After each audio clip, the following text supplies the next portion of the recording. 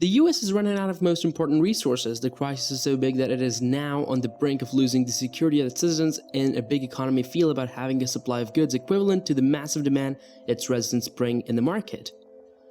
Hello and welcome to the channel. Today we're talking about an economic crisis that is brewing in the United States of America. It is losing supply of many required and significant resources for its economy, and we're going to discuss the reasons for such a slump. We'll discuss fungus affecting rubber production in the world. The same has now destroyed 10% of the global supply. Further, it is becoming difficult to import as well. Also, the birth rate has dropped in 2020, causing concerns as well. Although it is getting more and more difficult for the planet to survive, as we have 7.8 billion and still counting that needs substance. The country is also running out of sand required for so many activities in the country. Dropping of rubber supply. The pandemic has affected the world's supply chains all around the world. It affected toilet paper at first, and semiconductors now affecting rubber shortage. The global rubber market was $40 billion in 2020. Analysis indicates that there must be at least a growth in the rubber where it might become $68.5 billion. The importance of rubber can be underlined by looking at the fact that there is a requirement for rubber when you walk, travel by car or motorbike, or even airplane. You need rubber. There is a spike that has been seen in rubber demand from rubber gloves and the elastics that are required to keep the mask in place. It is used in more than 40,000 commercial products. There has been a clear supply chain disruption. The US imported $140 billion worth of rubber in US March of 2021. The rubber mostly comes from independent farmers known as smallholders who contribute 85%. This is where the fungus we talk about comes in to the picture. The issue is that the genetic makeup of these trees is the same as their almost clones. This makes it easier for a disease to be contagious. Then there are extreme weather events that are spurred on by the climate change hurting production. It takes almost 7 years when the sapling becomes a tree before sap can be retrieved from the tree. So when the demand falls, people stop planting trees, and soon there comes a time when there is not enough supply but the demand may have crept up. Soon enough, the trees planted take 7 years again, and there the demand may change again and fall as so many trees are grown again. This makes the revenue from rubber plantations unreliable, and it is difficult to maintain a steady process where one's own needs and then requirements for maintaining the trees. COVID-19 has just made things even harder for the supply chain. There has been an issue in terms of the supply chain as well. The shipping containers are now hard to come by. There are much slowdown in transportation ever since the Suez Canal blockage. The supply chain is at the capacity limit. Most people are sitting at home, and therefore there is a need to transport more and more goods. Even though the good news is that there are other routes that these buyers have adopted, such as flights from Thailand, for instance, 15,000 miles or 24,000 kilometers. There also has been an issue when it comes to the processing plants as well, which shut down during COVID-19. They just have opened up, and it will take some time to achieve normalcy. There needs to be a rubber innovation to get control of these disruptions. Dr. Cornish from Ohio State University claims she can in 2 years start producing rubber from plants, so that the US can create rubber in domestic production itself. They have looked at dandelions to harvest rubber there, although a long time before it can be independent. Sand crisis. There can no words to describe the importance of the sand as a commodity in today's modern economy. Sand is present in almost all the countries in the world without a lack of supply. Yet, there might be in the background a looming crisis in the demand for sand. Sand is only second to water as a raw material in terms of consumption. Sand mining is the largest mining industry in the world. Somehow, it is still unregulated and flies under the radar.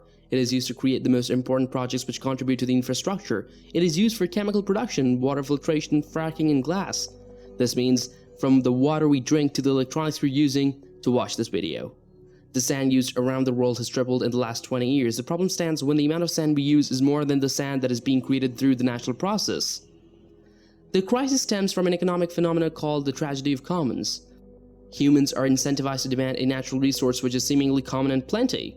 Hence, it is used continuously without paying heed to the replenishment or overconsumption of the product, until finally it is over and the resource is nowhere to be found. Construction is the area where sand is more needed than most areas. Where does all the sand come from? The answer to that question is oceans and rivers. This is dangerous when we consider that there is a steady rise in sea levels across the globe, and our only defense is the sand within these coastlines. Sand found in underwater bodies is more valued in the market than the one found in deserts. This is because wind-crafted sand is too smooth and thus makes it difficult for binding. Therefore, the water-crafted sand is used in cement and concrete. Then there is glass, which is 70% silica sand and not easily available. It is used also in silicon computer chips. The extraction of sands from these sources is causing environmental problems rapidly. It affects the underwater ecosystem, damaging it forever. It is to be noted that sand is the most extracted natural resource, which littles the volume of fossil fuels extracted. Fossil fuel extraction requires fossil fuels. Until the 2019 UN report called Sand and Sustainability, there was no global action until the report was submitted to the UN Environmental Assembly, which led to a resolution on global mineral governance.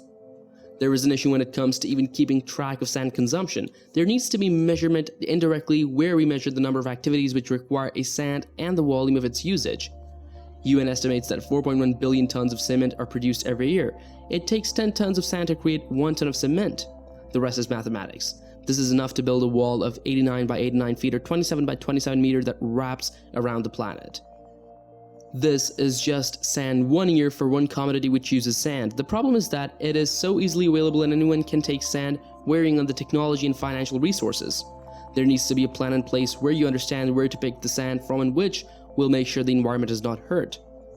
We need many solutions and they need to combine alternatives to sands are required, such as recycled building materials instead of mining, in a sense of a circular environment. The population of the US is thinning. Children are the ultimate investment into the future of a country and the globe, yet today in the US there is a reduction in the number of children being born. There hasn't been a quarantine baby boom, but rather the fertility rate has been falling for the last 15 years. Millennials have less financial confidence as compared to the previous generation in providing for a child, plus a prevailing theory that large families are harmful to the environment. The rate of replacement for any population to continue is 2.1 children per mother. The US now is at 1.7, alarming fertility rate. Millennial fertility is down to 1 now in the US. The fertility rate is only going down. American mothers are now having fewer and fewer children, and the birth rate in 2020 is less than in the last 35 years. Of course, this can also mean that there are more and more women are getting better education and opportunities. There's a huge decline in teenage births as well, which means unintentional births are falling in the US. There is an increase in the average age of mothers or ladies who give birth in the country. Women are making more decisions about themselves and their lives. People are less also likely to have children during less certain financial times like the pandemic. Of course, it means fewer workers and less employable aged humans. Yet it also means more opportunities for ones that are born. It can affect social security where current workers protect current retirees. As the population reduces, so will the workers as compared to retirees, hence making it difficult for old age retired workers to get social security funds. There is an issue where the economy at present is not easy to raise a child even if the parents are willing. It is important to have economic security and a sustainable financial future. Japan, for instance, has started looking for robotics as a solution for commercial requirements due to a falling population and fertility rate. Then robots are not consumers, and hence a consumerism-based economy is going to suffer, especially in the US, which is so dependent on the idea of consumerism. There needs to be a generational transfer of funds where the older people are consumers who contribute to the economy. It is possible as they have the most secure and they have more money as well. Immigration is another solution as they can get the required workers in the country through this process and manipulate the population. This is the rundown of the reasons why the US is running out of everything. Please like and subscribe to the channel to get more content and encourage us to bring out more and more videos. Also, press the bell icon to get notified as quickly as we post a video. Do comment down below on which of these things is the most surprising to you and why.